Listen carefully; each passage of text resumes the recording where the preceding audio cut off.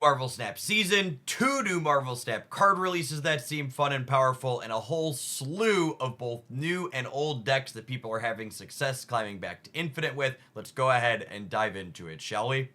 Kick off my Jeff picks this week with my favorite Symbiote Spider-Man deck featuring Zabu of all cards. This is easily one of the most consistent decks I've played in Marvel Snap in recent memory, between things like Doctor Doom and moving cards letting us get to hard to reach places, and Nocturne and Storm letting us smooth over location variants. It really felt like we were inside of absolutely every game I played with this where my opponent didn't have their best possible draw. A relatively straightforward setup with this deck is you play something on turns 2 and 3. You set up Symbiote Spider-Man on turn 4. You then double Nomura on turn 5 to add 10 points to your other 2 lanes. And then you close things out with the Doctor Doom, as well as moving around your cards you played in earlier turns to set you up for optimal power across the board.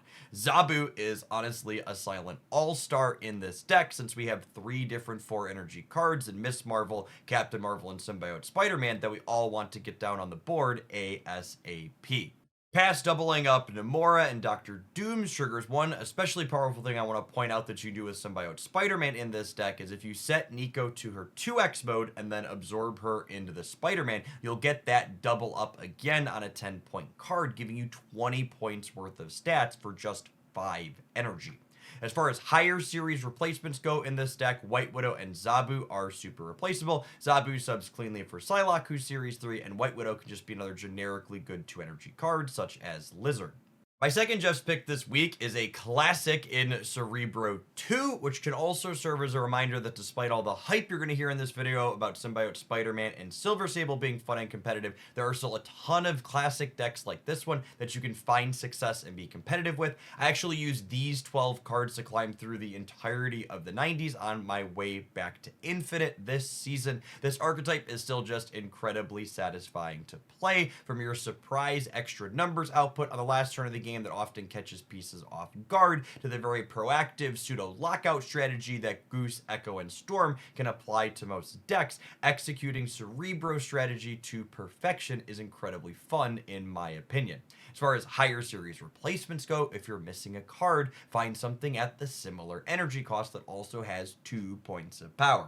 Our third deck list this week is a tiny clog list that I almost had as a Jeff's pick, but then was very happy to see has been putting up solid stats in the hands of all of y'all at home as well on Untapped. So it is our first high potential deck list this week. We're leveraging Beast alongside a bunch of cheap on reveal effects without being a fully dedicated bounce deck, because rather than assembling massive numbers with things like Hitmonkey or Werewolf by Night, we're gumming up the works on our opponent's side of the board with Green Goblins and White Widows and Acid Arrows from Kate Bishop to make our opponent's life absolutely miserable. A key tech card I really want to call out in this deck is definitely Armor, because decks like this usually really struggle into Destroy, and a well-placed Armor could often lock up a lane in that matchup, making it go from polarized in their favor to polarized in yours. While I do think Silver Sable is excellent in this deck list, I actually think she's one of the least important of the higher series cards it contains.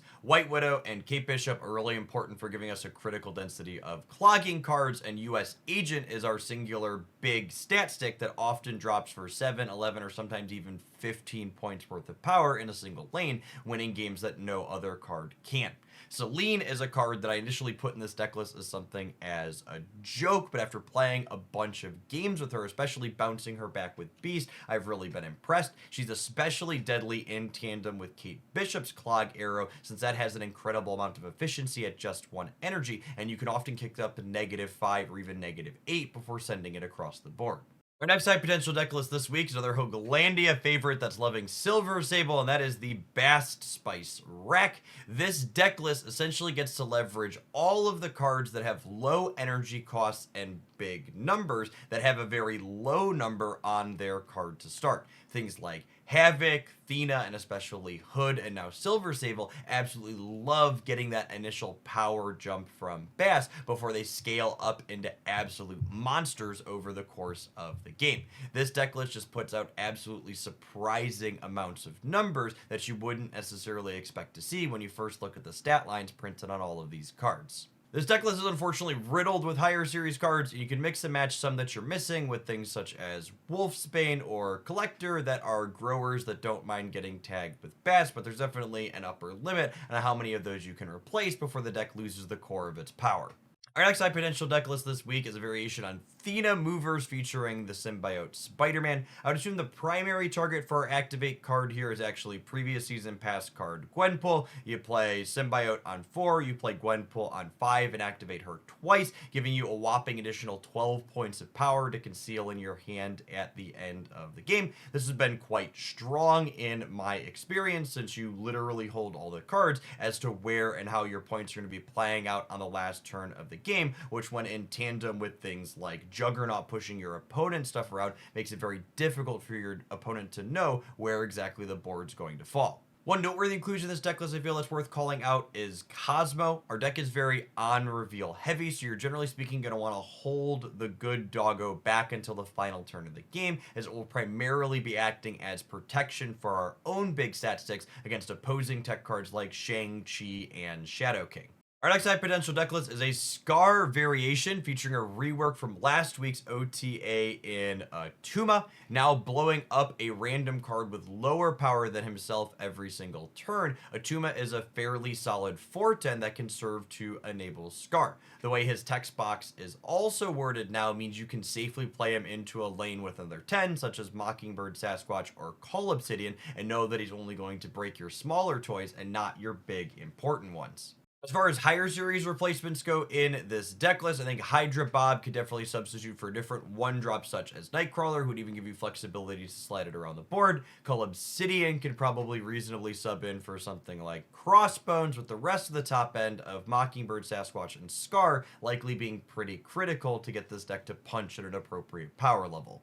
Our last high potential deck list this week is an Annihilus Darkhawk variation. This archetype once upon a time was one of the best decks in the format, but after several different nerfs to the knee over a spread of months, it had fallen completely out of favor. It definitely piqued my interest when I saw this list pop up again. It's playing a lot of generically good disruptive cards with the Darkhawk package, and has a variety of ways to slam stats at the end of the game, from Hawk and Annihilus to even Red Hulk just being a raw 6-drop bomb.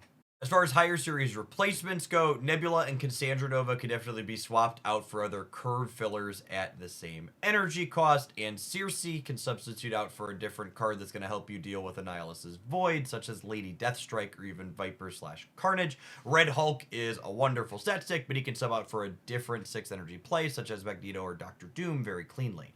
Along to established decks that have been top performers as folks are climbing back to Infinite, we kick things off with Silver Surfer, which has been just one of the best performing decks in Marvel Stat for a number of months now. The most popular variation of this is leveraging Symbiote Spider-Man, and I was honestly kind of impressed with him in this shell when I played it myself. Similar to the Thena deck list that we looked at earlier, using Symbiote Spider-Man to double up Gwenpool on turn 5 felt quite strong, but he can also serve as kind of a makeshift additional absorbing man that you can play out early for Silver Surfer, letting us double pump our 3-drops on that last turn of the game.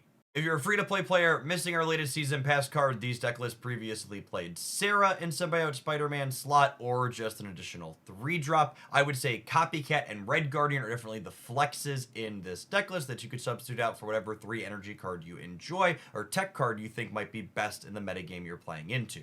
Our next top performer this week is Wiccan Bounce, featuring Silver Sable, one of our latest card releases. I definitely like these 12 cards that are currently up on your screen, although it is worth noting that people have been substituting out other 1-drops such as Iceman for her as well. I think Iceman's pretty important in this deck list in my experience, though, as his disruption often helps slows down bigger combo decks such as Living Tribunal that would otherwise be going over the top of what this deck brings to the table. It's worth noting that while this deck list does feel a little bit more clunky with Beast being changed to a 3 energy card last week, it's still putting up good, strong performance metrics on Untapped, and it still feels very powerful and competitive in my opinion. I actually picked up a new Infinite Border and Infinite Conquest with it last week before Silver Sable released. I think it's also worth pointing out that if you're missing some of the other newer cards in this deck, such as Wiccan and Kate Bishop, older variations that are dropping Collector and playing cards like Black Swan, I think are still very reasonably competitive. Bounce has a lot of different ways you can build it that are all slightly better or worse than the others in different edge cases. Our next top performer is Sandman, still doing Sandman things. It's worth noting that the sample list I have on your screen features Symbiote Spider-Man, who can technically be useful in doubling up Doctor Doom or attach himself to a Jeff to do something novel. That being said, poring over all the stats from the new season, it's not abundantly clear to me by the numbers that Symbiote Spider-Man's actually improving this deck list, as plenty of lists without him are also performing at or above the stats that this list posted. I personally find this archetype incredibly boring, so I don't have any personal experience to add on top of Untapped's numbers. Our next top performer is the odd Darkhawk stature deck that feels like it's become a true format staple after Moon Knight's rework. Every card in this deck list, other than Proxima Midnight, has an odd cost, so Moon Knight is either completely one-sided, or if it's hitting you, it's adding 7 points of power to the board for us for free. If you're looking for a 50% deck list that essentially has no bad matchups, but has to be scrappy and work for every win that it gets, this is an excellent candidate for that in Marvel Snap. This deck list is relatively budget friendly as well. Spider-Ham and Nico Minaru can sub out for other high quality 1 energy cards such as Iceman. Cassandra Nova can be your favorite 3 energy disruptive card of choice, and even Proxima Midnight has been being subbed out for a copy of Swarm as a budget version of the deck list. Obviously, Darkhawk being in the deck's namesake is non-negotiable here though. Our last top performer this week is just stock Kazoo. This deck list puts really big numbers out across the board in all 3 lanes and has Kyera to protect it from common disruption such as Shang-Chi and Killmonger to boot.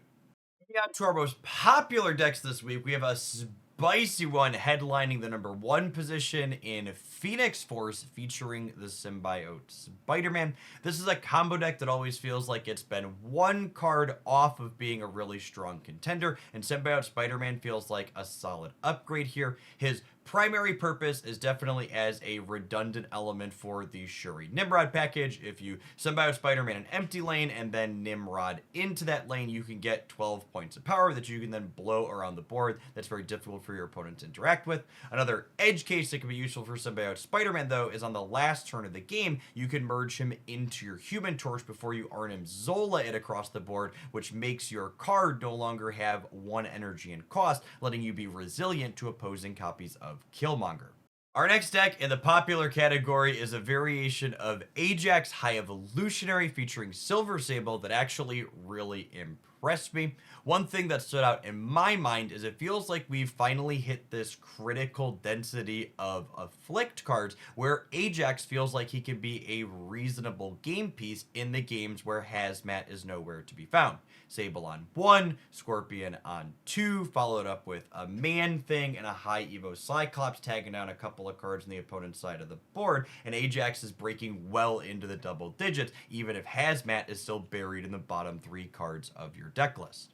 Finally, we close out the popular category with a Destroy variation featuring a Tuma from the OTA last week and a spicy copy of Nimrod that he can blow around the board on the final turn of the game. I don't have any personal experience with how these changes play out versus how the stock Destroy list typically looks, but I will say it is worth noting that you are giving up Arnim Zola as a powerful juke on the last turn of the game to fit in these other tools.